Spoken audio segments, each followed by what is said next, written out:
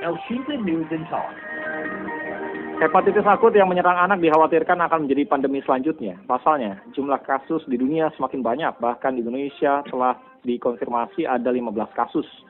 Satu anak penyintas diantaranya meninggal dunia, sehingga total hepatitis akut telah menyebabkan 4 anak meninggal dunia.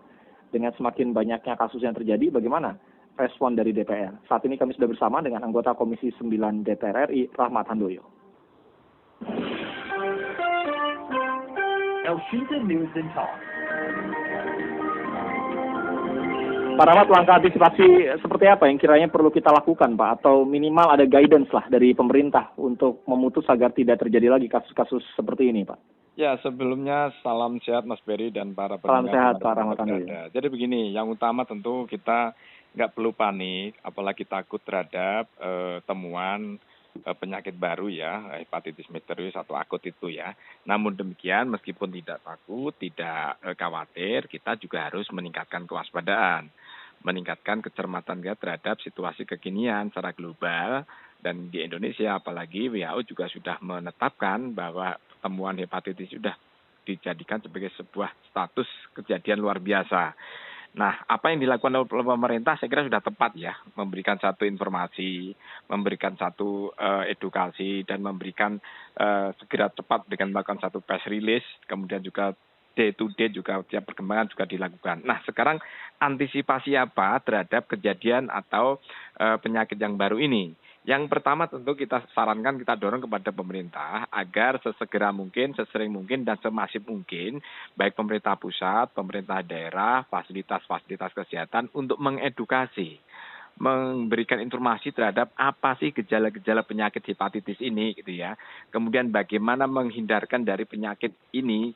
Nah, kalau ternyata kita sudah ketahui gejalanya seperti apa, kemudian menghindarkan cara seperti apa, saya kira masyarakat juga akan lebih care, kemudian juga bisa lebih adaptif. Nah, apa yang disampaikan oleh juru bicara Kementerian Kesehatan sudah tepat ya, bahwa kita menyampaikan kepada apa sih tanda-tanda, apa sih gejala-gejala hepatitis yang sedang kita sampaikan dan menjadi pergulatan internasional ini ya. Saya kira kita menyampaikan dengan adanya tanda-tanda itu, kita harapkan anak-anak kita, terkhusus para orang tua itu tidak terlambat. Karena para ahli juga sudah menyampaikan, terutama dokter spesialis ya, agar kalau anak kita yang mengalami tanda-tanda mual, kemudian pusing, kemudian ada tanda kuning di wajah, bahkan kesadaran, jangan sampai ke arah situ gitu loh. Karena yang diserang itu adalah bagian pernapasan maupun saluran pencernaan. Kalau ternyata ada tanda-tanda yang sudah mengarah kepada hepatitis yang disampaikan oleh pemerintah, segeralah menuju ke fasilitas kesehatan, baik rumah sakit, puskesmas, kalau perlu rujukan yang lebih cepat. Kenapa untuk segera disampaikan kepada rumah sakit? Agar golden moment atau terhindar dari penyakit yang parah. Ketika terhindar dari situasi yang memburuk, sehingga kita para tenaga kesehatan kita bisa lebih menyelamatkan sedini mungkin. Potensi untuk diselamatkan lebih bagus lagi, potensinya lebih, probabilitasnya lebih tinggi lagi.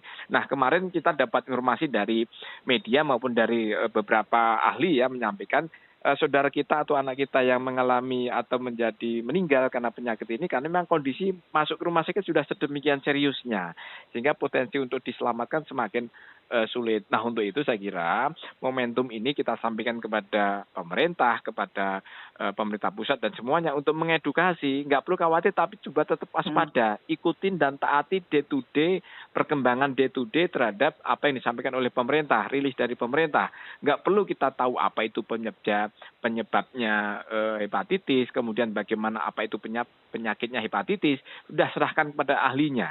Kalau bagi kita dan masyarakat, yang penting kita ikutin arahan dan kita ikutin sosialisasi yang disampaikan oleh pemerintah. Karena itu kunci.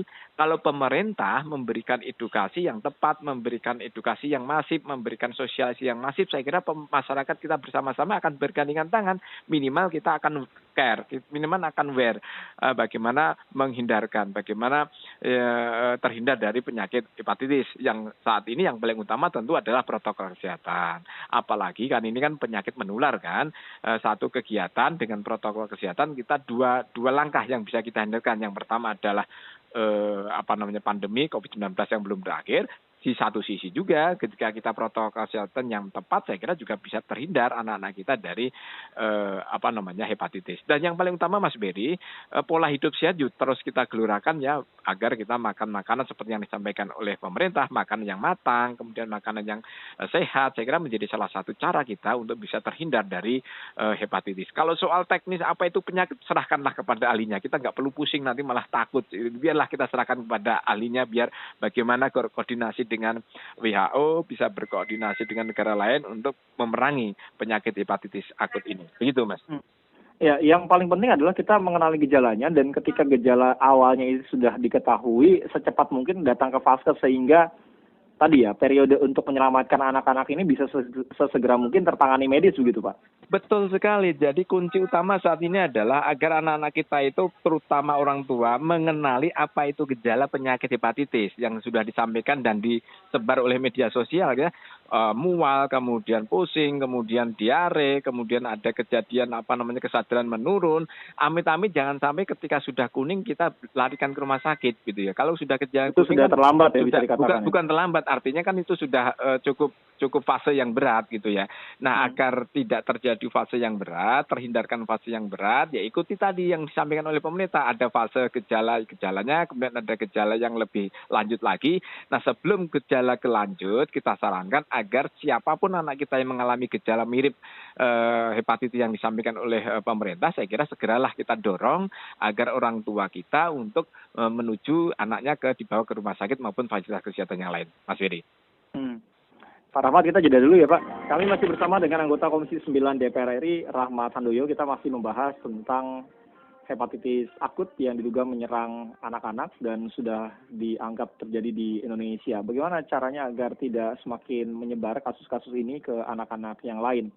Pak Rahmat, perlukah kita buat sebetulnya sekarang ini instrumen yang dipergunakan untuk melawan ya atau mengatasi COVID-19, kita alihkan sejenak untuk mengatasi persoalan ini Pak, hepatitis akut ini? Ya, saya kira tetap kuncinya adalah informasi, edukasi, dan sosialisasi, Mas Beri. Karena ini adalah penyakit baru, penyebabnya aja juga belum tahu, kemudian proses pengobatannya juga kita serahkan pada ahlinya. Nah, saya kira saat ini kepada masyarakat yang menjadi kunci adalah kita agar terhindar dari penyakit yang meluas. Saya kira juga edukasinya, bagaimana gejala-gejalanya, kemudian bagaimana agar tidak menular ketika sudah ada keluarga kita, atau tanda-tanda kita, itu juga harus kita sampaikan. Makan makanan, alat makanan juga tidak boleh bergantian, kemudian pola-pola hidup sehat. Nah, cara-cara ini yang menjadi yang sederhana, yang mudah dipahami, tapi berpotensi terhadap penularan penyakit hepatitis harus kita sampaikan kepada masyarakat secara luas gitu ya. Karena selama ini kan kebanyakan kita terstigma bahwa pandemi ini yang menguras energi kita. Nah, sekarang belum selesai terhadap pandemi, ada penyakit baru ini. Nah, saya kira dengan pola hidup sehat, kemudian sosialisasi yang masif, dan setiap kesempatan gerakan hidup sehat itu juga harus disampaikan kepada warga masyarakat. Yaitu tadi melalui dinas, melalui fasilitas kesehatan, setiap menggerakkan lagi kepada posyandu kita, karena itu selalu yang menjadi salah satu kata kunci untuk menjadi garda terdepan kita untuk berkomunikasi, mengedukasi warga masyarakat, terutama balita, atau itu saya kira menjadi salah satu kunci agar kita bisa terhindar dari atau meluasnya penyakit ini gitu, Mas Ferry. Ada rencana dari DPR akan misalkan rapat dengar pendapat Pak dengan pemerintah, Kementerian Kesehatan misalnya, untuk membahas mengenai hal ini supaya ya kita tidak bisa menganggap kecil kasus ini mau jumlahnya berapapun Pak. Tapi paling tidak antisipasi dari awal, garis besarnya akan seperti apa ke depannya, apakah akan dibahas oleh Komisi 9?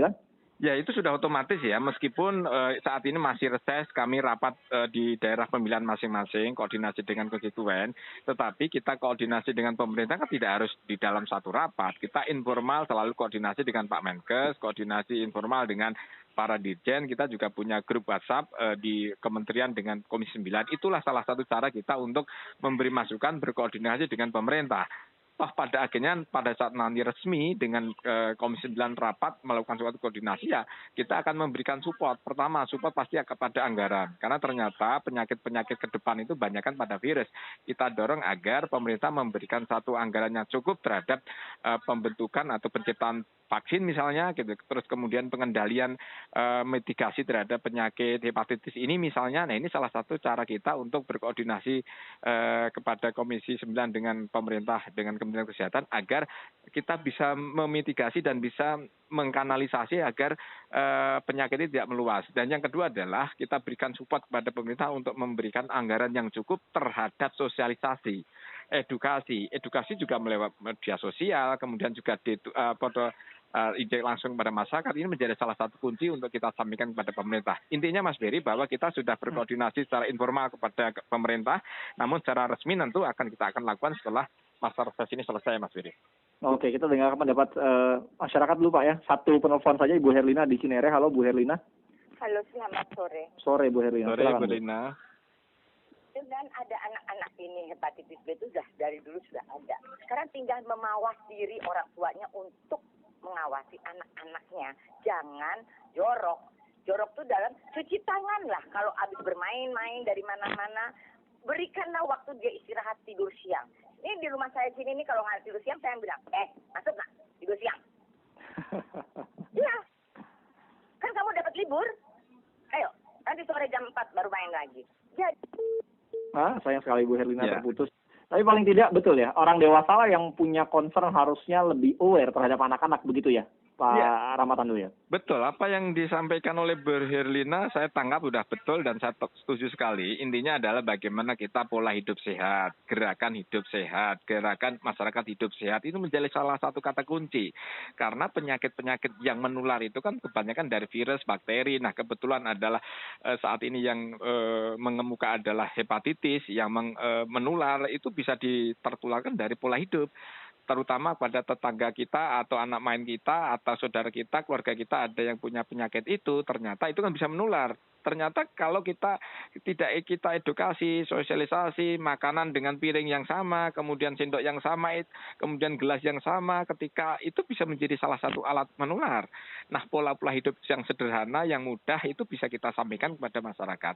Nah, tidak hanya itu saja saya kira, karena ini adalah yang diserang adalah saluran pencernaan, saluran pernapasan, saya kira wajib 5M ini atau 3M ini menjadi masih sangat efektif. Sekaligus sekali kegiatan dalam rangka merang dua penyakit, hepatitis maupun COVID-19.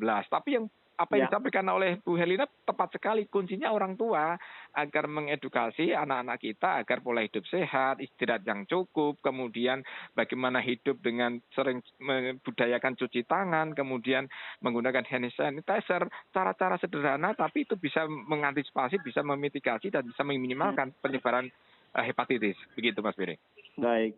Pak Ramadhan dulu, terima kasih Pak untuk waktunya bersama Elsinta Pak. Baik. Selamat sore, sehat selalu. Beri, salam sehat selalu. Assalamualaikum. Waalaikumsalam. Anggota Komisi 9 DPR RI,